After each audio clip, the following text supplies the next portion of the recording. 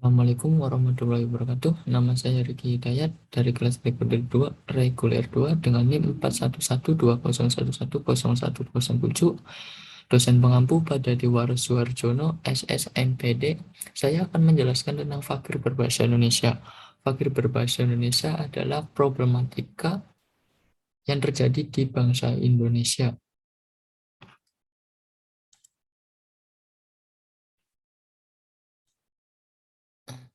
Bahasa Indonesia merupakan bahasa nasional, sekaligus bahasa resmi bangsa dan negara Indonesia yang mempunyai fungsi yang sangat dominan dalam aspek di dalam kehidupan masyarakat.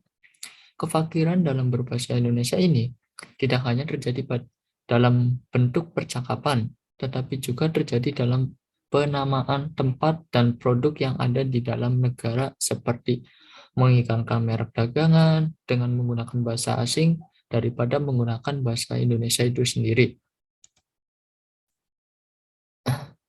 Pengertian di mana pengertian fakir ada beberapa tokoh yang berpendapat, yaitu yang pertama menurut ahli bahasa, kata fakir memiliki bentuk yang variatif. Pada kata fakir dengan kata al-farku, al-fakir yang berarti butuh atau membutuhkan.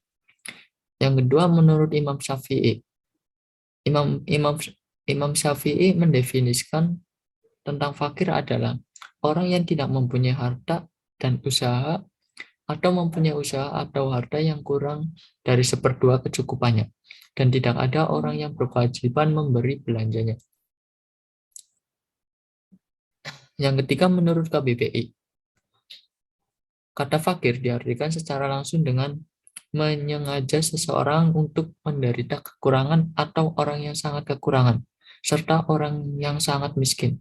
Ketidakmampuan tersebut menyebabkan seseorang tidak memiliki apa-apa, baik pekerjaan maupun usaha.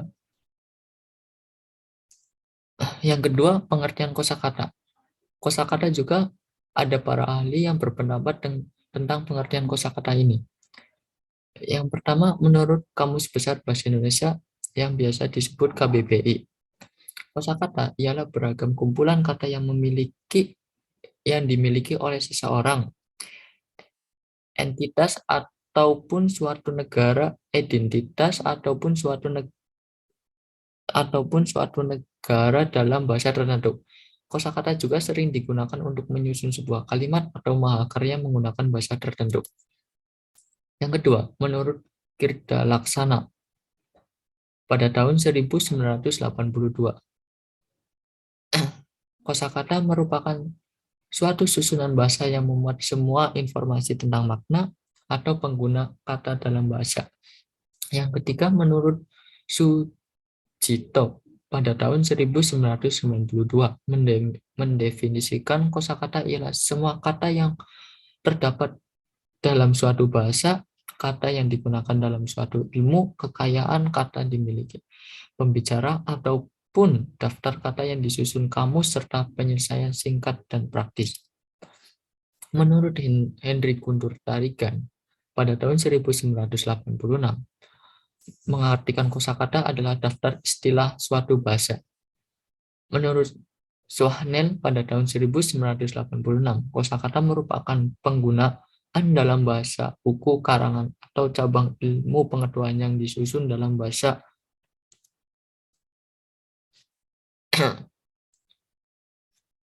Adapun ciri-ciri kosakata baku dan tidak baku.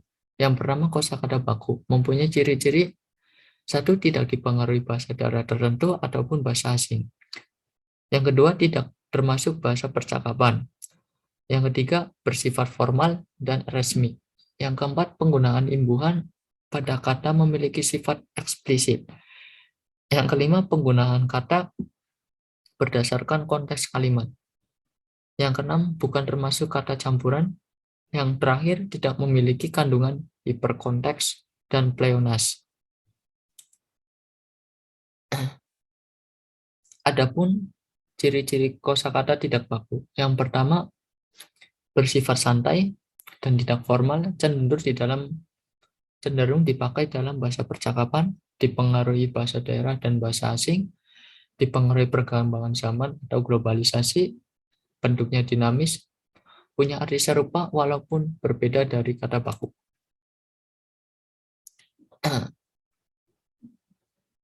Kita masuk ke pengertian padanan kata.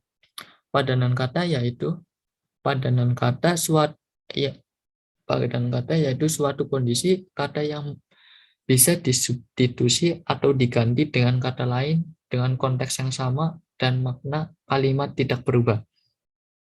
Padanan kata ialah memiliki padanan kata ialah sinonim yang memiliki 3 bagian, antara lain yang pertama sinonim absolut, sinonim profesional, sinonim dekat. Sinonim absolut adalah suatu relasi dari 2 kata atau lebih yang sama pada semua kalimat. Yang kedua, sinonim proporsional, yang merupakan sebuah arti dari 2 kata atau lebih yang bisa bersubstitusi dengan beberapa ekspresi tanpa menimbulkan perbedaan arti. Yang ketiga, sinonim dekat adalah suatu relasi arti antara 2 kata atau lebih yang sebagian kata memiliki arti sama seperti besar dan luar biasa, besar dan luar biasa, cantik dan ayu, buta dan rabun. Di mana beberapa fungsi padanan kata antara lain, satu memberi opsi kata, menyampaikan kata yang tersirat, memperkaya diksi. Arti memberi opsi kata untuk memberi opsi atau pilihan kata yang lebih variatif. Menyampaikan kata untuk menyampaikan maksud tersirat dari sebuah kata. Maksud memperkaya diksi untuk menyampaikan sesuatu yang pas tanpa harus memakai kata yang sama secara berulang.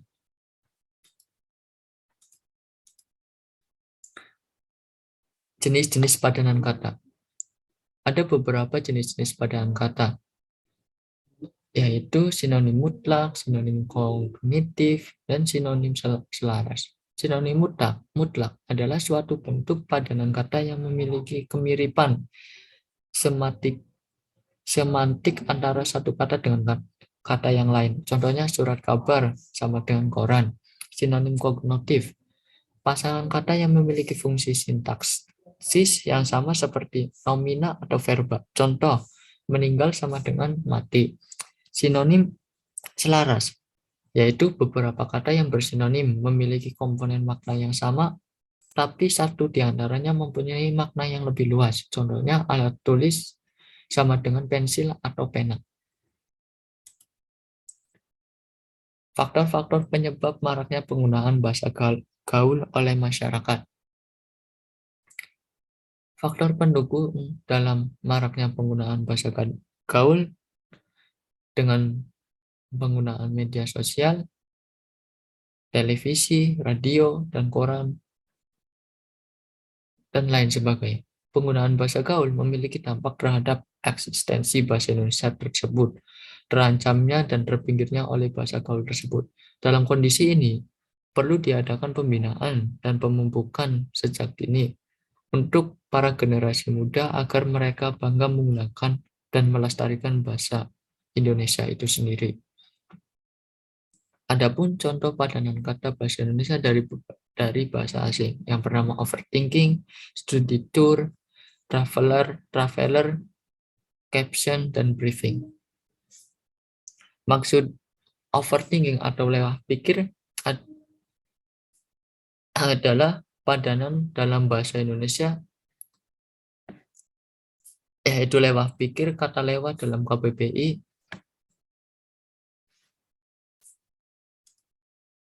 kata lewat dalam KBBI diartikan sebagai tumpah, berlimpah, atau berlebihan. Yang kedua, study tour atau widyawisata. Pengertian widyawisata yang merupakan padanan kata dari kata study tour dalam rangka kunjungan studi atau biasa berombongan atau kunjungan dalam rangka menambah ilmu pengetahuan. Yang ketiga, traveler atau pelawat.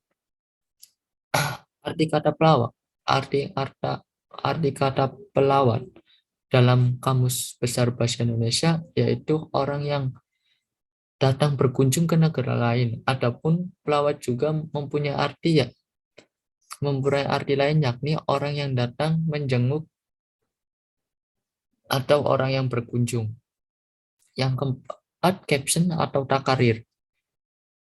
Istilah takarir begitu lekat dengan dalam dunia media sosial dan layanan daring.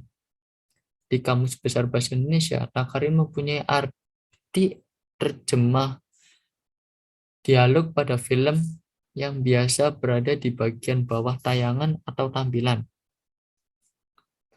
Yang terakhir, briefing atau sandiaji. Kata briefing sering kita pakai untuk menjelaskan hal tersebut. Lalu bagaimana dengan kata sandiaji?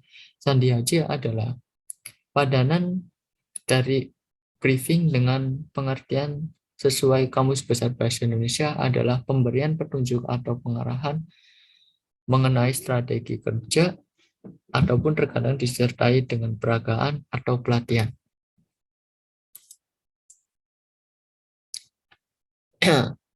Kesimpulan dari fakir berbahasa Indonesia adalah fakir dipandang sebagai ketidakmampuan seseorang atau lemahnya orang dalam melakukan sesuatu, baik pekerjaan maupun usaha. Kosakata adalah suatu himpunan kata yang dimiliki oleh seseorang atau entitas lain atau bagian dari suatu bahasa tertentu. Sinonim bisa diartikan sebagai bentuk bahasa yang artinya sama dengan bentuk bahasa lain. Padanan kata juga memiliki fungsi dalam kebahasaan yang memberikan keleluasan seseorang untuk menggunakan kata-kata yang variatif. Pada era globalisasi, penggunaan bahasa gaul semakin marak digunakan oleh masyarakat. Munculnya kosakata baru sehingga membuat eksistensi bahasa Indonesia semakin mudah. Faktor pendukung dalam maraknya penggunaan bahasa gaul dengan penggunaan media sosial, televisi, koran, dan lain sebagainya. Adapun saran pada presentasi ini, penggunaan bahasa Indonesia oleh masyarakat diharapkan dapat meningkatkan dan terus ditetapkan dalam kehidupan sehari-hari. Hal tersebut dapat dilakukan dengan kebiasaan perasaan cinta dan bangga terhadap bahasa Indonesia. Perasaan cinta dan bangga yang akan mendorong masyarakat untuk mempelajari dan menggunakan bahasa Indonesia itu sendiri. Selain itu, dapat dilakukan dengan meningkatkan peran dan tanggung jawab para pengajar serta orang tua untuk mengenalkan identitas nasional bangsa Indonesia, yakni bahasa Indonesia, kepada anak-anak dengan membiasakan untuk membaca Kamus Besar Bahasa Indonesia. Karena di dalam kamus tersebut banyak manfaat bahasa Indonesia yang tak terbatas. Dengan demikian, makalah ini penulis buat semoga bermanfaat bagi pembaca. Terima kasih. Kalau ada pertanyaan, bisa langsung komen di bawah. Terima kasih. Assalamualaikum warahmatullahi wabarakatuh.